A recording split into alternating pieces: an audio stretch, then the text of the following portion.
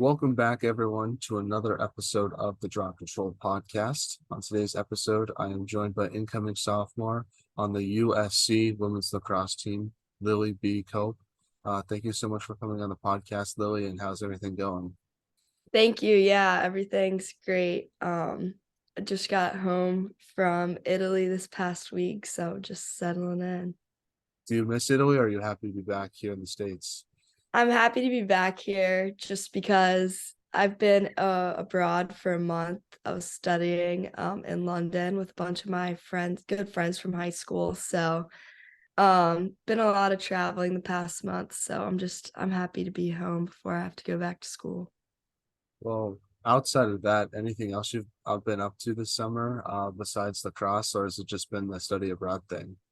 Mostly I've just been studying abroad. My brother's working in New York, so I've been up there some. I'm actually working for AU with Kate Devers. She's on the media team there, and she's one of my really good friends, and so helping her out with AU a little bit on for the media team this summer. But other than that, just training, Yeah. hanging out with friends. So Has it been cool watching those games for AU? um well, they just started, so I'm hoping to get down there like this weekend. But I don't know. I think I'm starting next week with her. So we'll That's see. But awesome. I've heard they're That's great. Yeah, I hope you have a fun time doing that. And obviously, like you mentioned, you've been training for the upcoming season. So, like, what are some things you want to work on for the upcoming season? Anything in particular, or is it sort of just the general stuff that you always work on? Um, well, general stuff mostly, but my whole life I've been like a midfielder attacker but I've in the past mostly attack. But at USC I'm playing midfield, so this summer I'm definitely working on like my defense. I've been working with like Kristen Carr. She's like one of the best in the game. She's been helping me a lot. And then I work with like Deemer class a lot on my attack. So I've been working with him too, just like controlling what I can control, like my fitness and stick work. Basically that. Is there any sort of like mental switch you have to make switching positions from attack to midfield, or is it mostly just trying to, get those technical stuff down before the season begins? Mostly just technical stuff. I played midfield this past year for USC, so I kind of got the mental part down a little bit, but mostly just like the shift and keeping up with especially my defense. Just because it's something I haven't done much of in the past 4 years. But yeah, mostly just my defense and like especially conditioning. Like can never condition enough for midfield. It's a lot of back and forth. So Well, I want to start off this podcast talking about the beginning of your career and sort of work all the way up to where you are today. So, doing research on yourself, it says that you're from Chevy Chase, Maryland. Talk about growing up there and how'd you start playing lacrosse? yeah, so the past like 7 years I've lived in Chevy Chase, but I'm actually originally from Nashville, Tennessee. And then I lived in Richmond, Virginia, and then so like most of my life I've lived, I would say, in Chevy Chase, but I grew up playing lacrosse in Richmond, Virginia, because my mom played lacrosse in college. She played field hockey and lacrosse, so she got me into it at a young age. She started a program down in Richmond because it wasn't big at the time down there, and I would go up to play on DC actually for a program. So I would travel every weekend to play for them. Just as I was getting more serious. But I mean, I've always played for my mom, I guess, until I was in like eighth grade and I made the switch to go play at McDonough. But I mean, growing up in Chevy Chase, like it's lacrosse hub, Maryland, you know. So I was always able to like work with the best of the best and get the best coaching. I'm very fortunate. Um, but it's been like such a great experience just playing with like some of the best girls in the country because a lot of great girls come out of Maryland. So very lucky. Did you play any lacrosse in Nashville, or did it mostly start off when you moved to Virginia? I was too young, I'd say. I mostly like when I was younger, I was a big swimmer. So before I really got into lacrosse, so it was like until I was like 7 or like 9, I would say, when I made the full switch to lacrosse because I was a really competitive swimmer. But swimming was my first sport before lacrosse, when I was younger. Well, did you watch any of lacrosse growing up? And if so, who were some of your favorite players and teams that you admired growing up? Well, growing up, I would say I always was like a huge UNC fan, but my favorite person to watch play was like Dana Dobie. So I was lucky enough to go to the I would say like they didn't play a lot of lacrosse on TV like when I was growing up, but I was able to like go to Maryland and see them play, and like I would always go to the Maryland UNC game. Like it was my favorite game. Um, but I was lucky enough to be able to go to England actually when I was a rising eighth grader, and I was able to watch like the US team and the Canadian team, and I was able to see like Dana Dobie play in England, and I remember like watching her play. That was when I was just like, I was like, I want to be her. She's just such an amazing player and so different than I would say like than like the what they call like a woman's lacrosse player. Like she just has so much in her like arsenal, and she's so amazing. And I trained with her growing up, like especially in the draw and like shooting and everything. So she was like probably my biggest role model growing up. And like you mentioned before college, you played for McDonough School.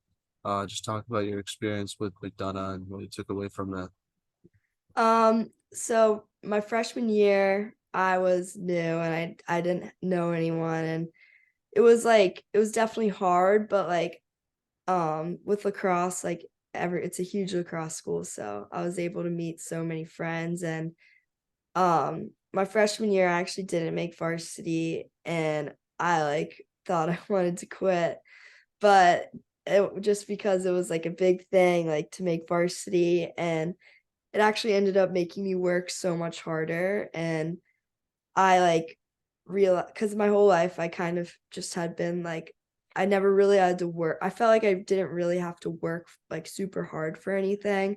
And that's like the first moment I realized like to get what I want, like I have to work hard. So it's actually kind of a blessing in disguise. But I played for Taylor Cummings for 3 years, and she really like was an amazing coach. Like she really made us work hard every practice, and she made you work for your spot.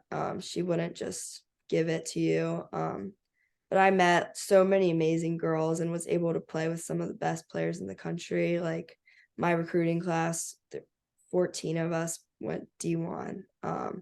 So I was really lucky to be able to grow up with those people and like play with them. It was really amazing. And the competition is just great in that league up there. So What's like the best memory you have from your prep school lacrosse days? so many, but I would say definitely my sophomore year. Like unfortunately we didn't get a season because of COVID, but we we were able to play in the summer, and it was probably like our best team out of like the 4 years when we were there. And we played in the NHSLS tournament, like was kind of like all we got, and we like won the whole thing. But it was just like it was such an amazing experience because we had gotten our season taken away from us, but we still like were so connected. And I mean that was the only championship I won at McDonough, but it was like really memorable. um And you also played club lacrosse with Skywalkers. What was your club lacrosse experience like? Um, I'd say it's like any other club experience. I mean, we had such an amazing team with so many amazing players. every single one of us ended up playing in college D1, which is a huge accomplishment for any team or program. But I mean, there's ups and downs, it's hard, it's a grind, it's tournaments every weekend, practice every day, every day you had to show up and work super hard. Um, and especially for me, I live in Chevy Chase, which is by DC, and we'd practice up in Baltimore. So, it was a lot of driving, it was just a lot. And I think that's how any club experience is. It's a lot of lacrosse, a lot of injuries because you're playing so much and it's really competitive. But, I look back and the times when I was like so tired or it's like I didn't want to do it. Like I look back and I don't even remember those times. I like just remember my friends and like how much fun it was and how like competitive, like the competitive factor, like you just don't really get like in college it's competitive, but I would say like that in like those moments you're just like it's really competitive and it's like it's a cool culture to be a part of. Um Now, how did your prep school lacrosse experience and club lacrosse experience help prepare you for college? I'm assuming playing under Taylor Cummings definitely helps out with that. yeah, I mean the with Skywalkers and McDonough, just like the coaching is some of the best you can get, obviously. And so I felt really prepared, just like with the run test, like for McDonough, our run test was like the Man U, which is one of the hardest ones. And it like, and preparing for that has helped me prepare for college conditioning and just like the competitive nature and the practice setups. It's all very similar. I mean, I would say you can never prepare anyone enough for college lacrosse because it's totally different and everyone says it's hard, but it really is like it is a grind that you just can't really prepare yourself for. But I do feel like I was prepared really well just by like all my mentors helping me like throughout the way. Even as I would showed up on campus before it even started, they'd check in with me. But you can tell like when you get to college, like where people have grown up and like how prepared, like just the difference. It really made a huge difference for me, I would say, compared to some other people, but like that was the biggest thing, like having Taylor like be a mentor for me throughout high school. I think that was a really big thing for me. And I don't think I would have been able to adjust as well as I had if it hadn't been for her. Now, talk about your recruiting process and what made you want to like go to USC versus other schools you might have looked at. So for me, I'd always been East Coast. Like growing up, I'd always wanted to go to like the big schools like UNC, UVA, like Maryland. But when like every little girl does, like everyone loves UNC in Maryland. They're just amazing schools and great lacrosse programs. But I had worked with Deemer Class, who he was like, I'm going to USC to coach, and I had no idea what it was. And I'd been on vacation with my parents in California, and they're like, let's go look at USC. Like, you can just see if you like it. And I went, and I was in, I think, like seventh or eighth grade. And I immediately like fell in love. And I always was like, this is like the best school ever. So ever since I'd been there, I just was like, I knew I wanted to go there. But during recruiting, I was like, I got to keep an open mind. Obviously, there's so many amazing schools.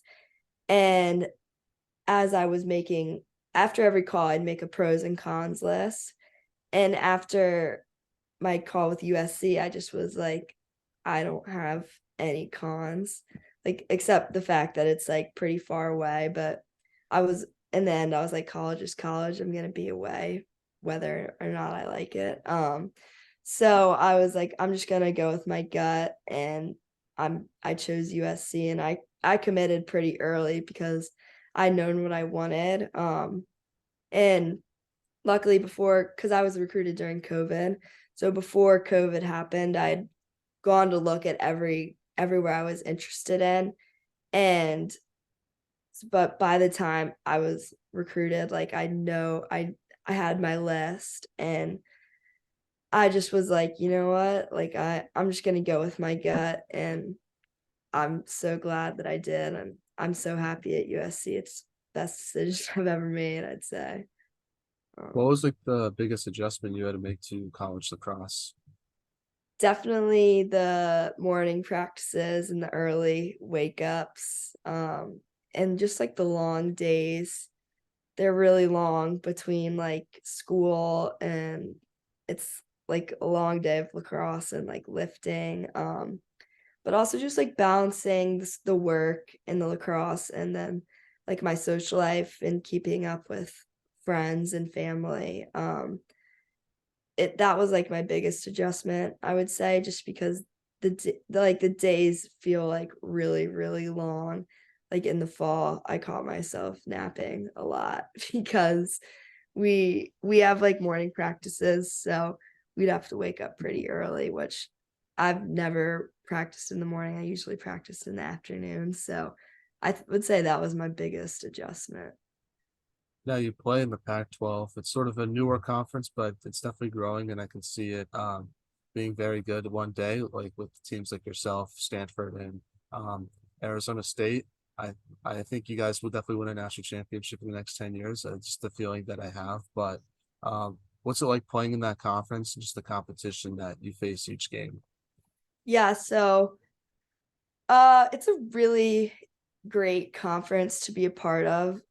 Unfortunately, this will be our last year since we're switching to the Big Ten for my junior year, but it's been like a cool experience. I mean, we play every team twice. So and if we go to the tournament, we play some teams three times. With 2-game weekends, and there's just like so much excitement and like competitiveness like in within the league, and especially like our huge Stanford USC rivalry. Like those games are just so exciting and like so much fun. And our league is like different because we are able to play every team twice. So we're able to adjust and change from like past game, which I think is really interesting. But it's been a really cool experience. Also being able to play teams outside of our league. So Are you excited to go to the Big Ten next year? I feel like that obviously you play some really good teams there, but that travel schedule must be very tough to deal with. yeah, no, the traveling is definitely gonna be hard. Even like we travel some, but not a ton to the East Coast. And even like just the time change, it kills you. But I am excited just because the competition is gonna be a lot stronger. And I think for our athletic department, it's gonna be huge for us. Just especially with like football. Our football team's gotten so much better, and I think it'll help our lacrosse program expand so much, which would be great just for California in general, since it's growing. Lacrosse is growing in California, but I think with the Big Ten, like it'll grow so much more, and it'll help and it already has like helped our recruiting so much. So Yeah. I feel like UCLA should get a team just so you guys have somewhere, at least one team to that's close by, I would imagine. yeah, no, if UCLA got a lacrosse team, that'd be awesome. Good That, rivalry too. So, yeah, it's huge rivalry. well, last season your team won the Pac-12 championship. Talk about winning that championship and sort of what it meant to you and your team. Yeah, so this year was the first year we won Pac-12 since 2019. So a lot of girls on the team had never won. All the girls on the team have never won a championship. So it was super cool. It was like a really cool experience for us to be a part of the team that's won it for the first time since 2019. And especially just the whole year, like we had beaten Stanford for the first time in years. And that was just really cool for us to be a part of that. Like there was so much energy, and I would just say our team is so special. And I was so lucky to be a part of that team. And even our coaches will say it, like our team was just so connected and super special. Like we all were best friends. And I think that was the best part over like winning. It was obviously amazing, but just our team chemistry, and like we knew we had worked so hard to get to that point and that we deserved it. So I would say that was definitely the best part of winning. Now, your season ended against Denver in the NCAA tournament. What did you learn from your first tournament experience, and what did you take away from your team's performance this past season? So I would just say being in the NCAA tournament obviously was super cool, and such a great experience. Just even though it ended early, like it was super cool just to be a part of it. But I would say playing against Denver, like in the first half, I would say first 2 quarters we were down. And I would say like our team just realized that it like really is a mental game, and just like you can never give up, because we ended up coming back and like being tied with them, and they pulled away at the end. But I would just say like you can never really like give up. Like you never know what's gonna happen. And like you just always have to be ready for a change to happen. Like we had so many changes throughout the game. And playing against a great team like them, like we just hadn't had that level of competition, I guess, except for really like Stanford. And Colorado was really good this year too, but like Colorado and Stanford.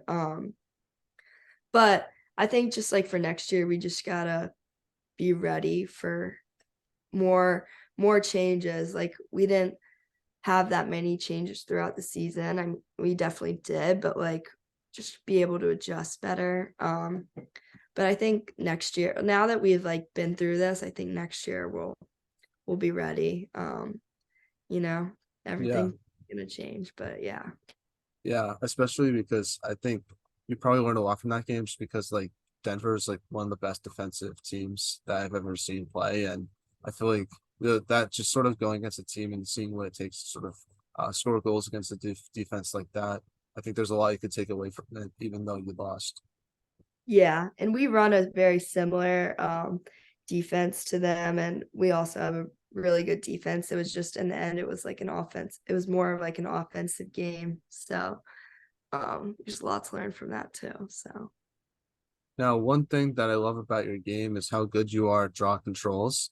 I was just watching seeing some of the stats that you had in high school about that, which I thought was pretty interesting. So, as a midfielder, how do you sort of work on that part of your game? And what's your strategy when you get in the circle when those opportunities come up? yeah, so especially in high school, I was able to work with like Dana Dobie and Taylor Cummings a lot, like some of the best draw control people in the game. And what they like really taught me was just like always follow the ball, and like you're in control.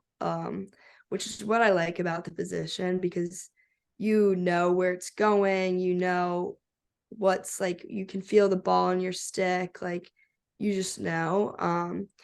And as you do it more and more, you just like feel more comfortable, and you're able to communicate with your people in the circle where it's going. But what they taught me was just like to never give up on the ball and just to be gritty. But especially in college, I say like we would stay after practice a lot of days to work on it, just because there's not a lot of time, like with that hour rules, like there's not a lot of time to work on draws during practice, but just like working on your hands and your feet, and just like wrist strength, I would say is like the biggest thing for any person that's taking the draw. Like wrist strength, that is the one thing you can always be working on. um, Yeah. Do you think Taylor Cummings is the best draw control player of all time? I mean, statistically, yeah, statistically, yes. And also working with her, she has so much knowledge. She's in like she really was amazing in high school, like teaching me, and she always was able to make changes, which was just it was really cool to be taught by her. And Yeah. yeah. From your perspective, what made her such a good draw control taker? Was part of it her strategy that he used? It was also some of it just how good she was, like talent wise, because I feel like some of that you just can't teach. Yeah, I just think she was a really hard worker. And I think on the draw it's communication. Um with your circle people, and she did a lot of self draws, and she's such a hard worker. She was really gritty. She just was able to get there and get the ball, and she I think that's how she was like super successful, is just like with her work ethic and communication with her teammates. They had a really good close team when she was there, so I think that's like what made her so successful. Now, what's been the biggest improvement you've made to your game since the start of your freshman year? Um, I would just say my mental game. Um, it was it's hard going into your like freshman year of college just in general, but um definitely the mental side of playing, and also just like embracing the grind. It really is a grind, but and it's hard a lot of days to show up and work hard, but once you like start embracing it, it it makes it a lot more fun. And I would just say like improving, like you improve every day, even if you don't really realize it, because you can get lost in like playing time and a lot of other things, but you really do like improve every day. um I would say especially like at USC, like we're always working harder, doing things after practice, before practice. Just like such a special culture we have. So Now, you go to a great school. How do you balance academics and lacrosse at a high level? I know you're talking about learning how to deal with those early morning practices. So, and then having class on top of that must have made that adjustment even more, I guess, demanding. So, how did you sort of learn how to balance both those aspects of your life as a student athlete? I would say just by having a social life and by doing things that I enjoy around LA. I think if I hadn't have been able to, go out and like go to the grocery, like, there's this big grocery store called Erewhon that like going places like that, and like going to the beach, and shopping, and like in Beverly Hills, like just like those types of things that take me away from being a lacrosse player or a student. Like it helped me kind of ground myself, so I was able to do my best at lacrosse and like school, just because when you're in it, like you can get really stressed out and it gets crazy. But I mean, I just think that being able to have a social life is the biggest thing, with friends, and just like doing things you love, because if you aren't able to do those things, at least for me, I can't do my best work. And it gets hard, but like just time management, like if you get your things done on time before they're due, then like you're able to do the things you enjoy. So I would say time management is just the biggest thing. um, So, what are your team's goals and expectations for next year? It's your last year in the Pac-12, like you mentioned. I'm assuming it's just to sort of defend that title one last time before heading off to the Big Ten. But if there's other goals that your team might have, feel free to let me know. Yeah, so our team tends, or like last year we would set short-term goals and then long-term goals, and I would say every year our goal is to win NCAAs. I mean, I think that's every team's goal. But also just to win Pac-12s. But our goals are obviously just to, like in the fall, it's like conditioning, accountability, and just working hard. Getting ready for spring, and then in the spring, it's our goals are just to win every game. Obviously, you take it game by game, day by day. I feel like at the beginning of practice, we have a goal we set every day. Work think of one thing that you want to get better at today and get better at it. That's what our coach says to us every day, which I think is super special. And you can have these long-term goals of winning Pac-12s, winning NCAAs, but it's the day-to-day, like stacking days is what my coach says, is that's how you get to those goals. So I think that's like super important when setting goals. Yeah. So we're now in a segment I like to call 5 questions that have nothing to do with lacrosse. And the goal of the segment is to hopefully get to know you a little bit more off the field. So my first one to you is, since you go to school in LA, if there was a movie made about your life, who would you want to play yourself and why?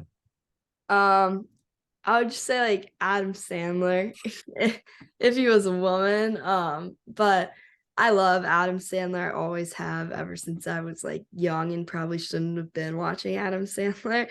But he's just like full of life, super funny guy. And I mean, if I were to meet Adam Sandler, I'd want to talk his ear off. But he's just awesome in every single thing he does, and he's super funny, super good guy, and I love him. He's one of my favorite actors. So Now, what is the most underrated holiday and what is the most overrated holiday? underrated, I think, is Thanksgiving. I think a lot of people love like Christmas, but Thanksgiving, it's like you're with your family, good food. Definitely Thanksgiving. And then overrated, I'd say like New Year's or Valentine's Day. I Mhm. just have never really been like, oh, it doesn't feel like a holiday to me. It's just like a day. Yeah, those are my answers all the time. Definitely think Thanksgiving so very underrated just because it sort of gets overshadowed by Christmas, but it's just a fun day to eat food and watch football, and I don't think there's many things better than that. And then New Year's Eve, yeah, it's pretty much just waiting for a clock to turn midnight, and then it's like, what are we doing here after that?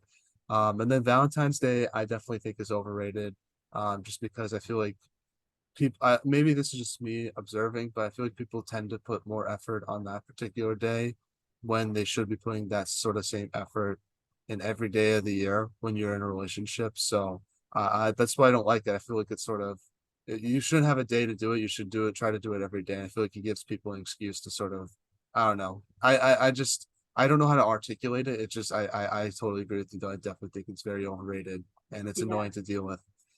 Yeah, I agree. Next non-lacrosse question is, what is the most interesting thing you've read or seen this week? Um, so when I was in Italy, I actually saw Chris Rock and Jason Bateman. Definitely the most interesting thing I've seen this week. It's pretty awesome just to, see them in real life. Were they It was, nice? yeah, I actually got a picture with Chris Rock. Pretty awesome. That's pretty cool. Yeah, super nice. Yeah, I've never met anyone famous, so I can't really I think the most famous person I've ever sort of interacted with was, I don't know if you know who Tom DeLonge is. He's one of the Blink-182 like guitarists who like sings, he sang the song All the Small Things. Uh but I walked by him one time. That's sort of the most famous interaction I ever had with someone in like California. But I would say for me, the most interesting thing that I saw was sort of just the whole movie situation with Oppenheimer and how that's coming out this weekend. And I just think it's a pretty interesting movie. And I don't know if I'm going to see it or not, but I just thought that I think that whole story is pretty fascinating. Yeah, yeah, that's awesome.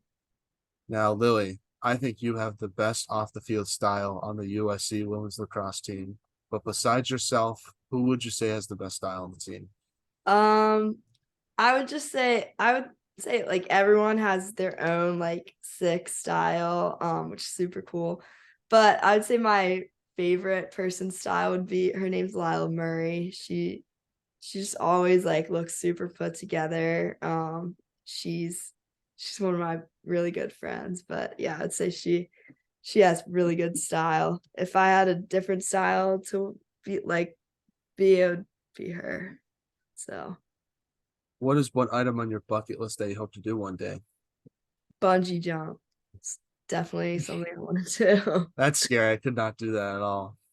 Yeah, I think it seems like super awesome. So Mine would be like traveling. I've never left North America, so probably Australia. That'll be number one on the list, or Ireland. yeah, I almost went to Ireland actually when I was abroad. We ended up going to Paris, but I really wanted to go to Ireland. It seems it's like such a fun place. I just like the landscape. It looks super chill and nice. Yeah, yeah, it's super pretty over there.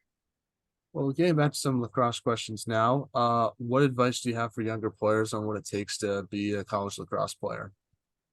I just say work as hard as you can and just remember that you can only control what you can control.